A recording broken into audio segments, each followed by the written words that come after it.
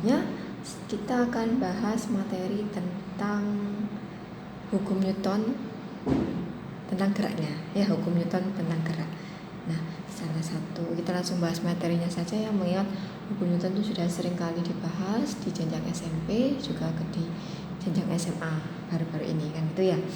Nah, salah satu contohnya kalian bisa lihat seri 1 nomor 4 gitu ya.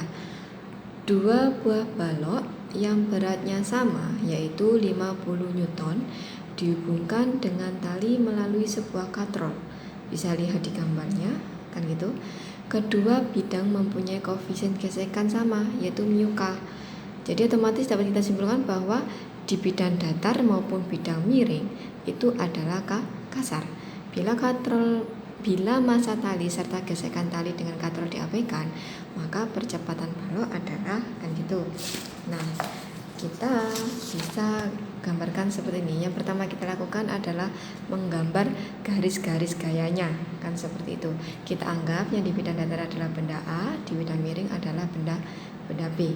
Nah, gitu ya. Terus, untuk benda A sendiri karena dia punya berat, maka ini kita gambarkan garis gaya berat A. Benda yang bersentuhan dengan bidang atau permukaan lain, dia akan memiliki gaya normal NA, begitu ya. Terus ingat karena benda B juga punya berat itu selalu menuju pusat bumi ya adik-adik ya, sehingga di sini WB kan gitu ya. Nah, terus kita kan ini kan kalau kita uraikan terhadap koordinat XY dia kan di antara kan itu, maka kita uraikan di koordinat Y-nya berarti dia menjadi WB cos theta. Terus di sini kita uraikan terhadap sumbu X-nya menjadi WB sin theta. Begitu.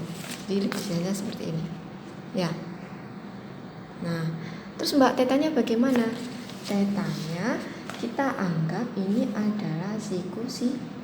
Ingat sudut segitiga totalnya berapa dong? Sudut segitiga totalnya 180. Kalau di sini sudah ada 90, berarti tersisa di sini 90. Maka kita dapat menyimpulkan di sini 45, di sini juga 45. Dan gitu ya.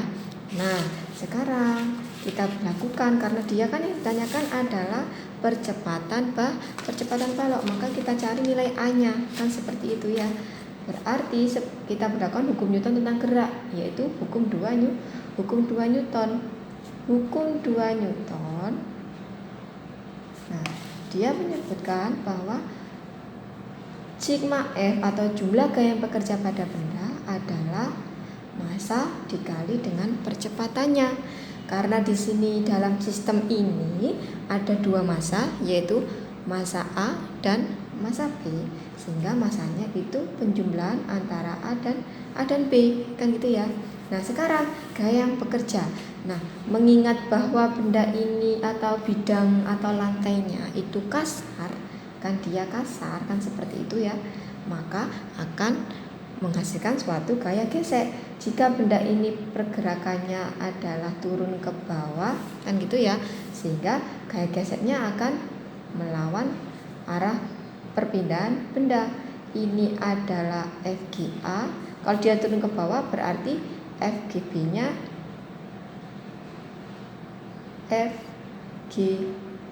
ke atas, begitu ya. Jadi secara jelasnya seperti ini. Karena dia gerakannya kan turun begini, gaya geseknya berarti melawan kan gitu ya. Di benda A FGA-nya ke atas, ke kanan kan itu. Di benda B FGB-nya, gaya gesek B-nya dia ke atas gitu. Nah, sekarang kita lihat gaya-gaya yang bekerja pada sistem apa saja kan gitu ya.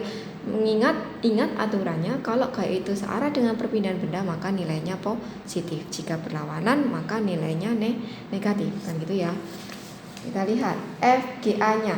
FGA-nya dia searah nggak dengan perpindahan?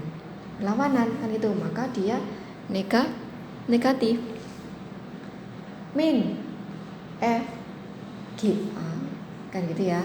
Terus turun ke bawah. Di sini ketemu apa? Ketemu FGB ya. Kita ketemu FGB. FGB itu melawan pergerakan benda atau arah perpindahan benda. Min juga, min FGB, gaya gesek pada benda B, kan gitu. Terus akan ketemu dengan W sin theta, BB sin theta. BB sin theta itu searah dengan perpindahan benda, sehingga nilainya positif. WB sin theta sama dengan massa totalnya. Ingat di soal ya, massa totalnya ini dia diketahui beratnya. Dua buah balok yang beratnya sama, berat itu kan hasil perkalian massa kali gravitasi. Otomatis massa dua balok itu adalah masing-masing 5 kg ya. Berarti di sini nanti kan massa A ditambah massa B dikali percepatannya. Loh Mbak, ini loh ada tali, ada tegangan tali. Ingat pada sistem kan itu ya, tegangan tali itu akan saling menghilangkan, sehingga kita bisa mengabaikannya seperti itu ya. Nah, terus seperti yang kita tahu bahwa rumusnya gaya gesek ya, nilai Fg itu Fg atau gaya geseknya sama dengan mu atau koefisien geseknya dikali dengan normal gitu ya. Nah, di sini min FGA kan gitu ya, berarti mu-nya dikali dengan normal A dikurangi FGB, gaya gesek pada benda B, kan itu. Gaya gesek benda B adalah mu-nya kali normal di titik B, kan gitu, ditambah WB sin sudutnya adalah 45 derajat. M-nya tadi kan sudah sepakat 5 sama 5 ya, berarti otomatis 10 kg dikali dengan A, kan gitu ya. Nah, besarnya NA ya, besarnya NA itu sama besarnya dengan WA karena dia bersifat hukum 3 Newton, aksi reaksi, kan gitu ya. Nah, maka di sini mu kali WA, kan gitu ya, dikurangi mu. NB-nya bagaimana Mbak? NB ini kan karena dia bersentuhan dengan bidang miringnya, otomatis NB-nya ke atas, kan gitu ya. Ini NB-nya ke atas. Nah, nilai NB ini akan sama besar dengan WB cos theta.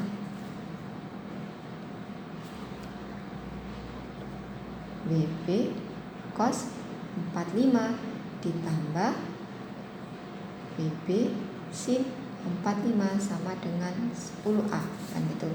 Mu-nya, nilai mu seperti yang di soal adalah 0,2. 0,2 dikali dengan berat benda A yaitu 50 dikurangi 0,2 dikali berat benda B 50, cos 45 berapa? Setengah akar 2 ditambah WB-nya 50 sin 45 sama juga Mbak, setengah akar 2 10A, kan gitu ya. Nah, ini sama ini kan bisa ya kita hilangkan, maka di sini negatif 10 dikurangi ini sama ini, kan gitu ya. Ini kan 10 dibagi 2 5 akar 2, kan gitu, ditambah ini sama ini 25 akar 2 sama dengan 10A, kan gitu. Nah, yang ada akar 2-nya kita bisa hitung secara matematika. Negatif 5 ditambah 25 yaitu ini negatif 10-nya kita tulis kembali, ditambah 20 akar 2 sama dengan 10A. Terus Mbak, bagaimana dong? Akar 2 ini bisa kalian hitung ya, bisa kalian hitung menjadi pecahan, kan gitu. Sehingga diperoleh nilainya adalah berapa? Nah, 20 akar 2 itu nilainya 2 sekian kan gitu ya, 8,2 sekian. Kita bisa genapkan menjadi 28,3. Di sini negatif 10. Ini 10A, kan gitu ya. Negatif 10 dikurangi 28,3 berapa dong? 18,3. Ini 10A, kan gitu ya. Maka nilai A adalah 1,83 meter per sekon kuadrat. Ada nggak di sini ya. Berarti jawabannya adalah C. Paham? Untuk hukum Newton tentang gerak ya.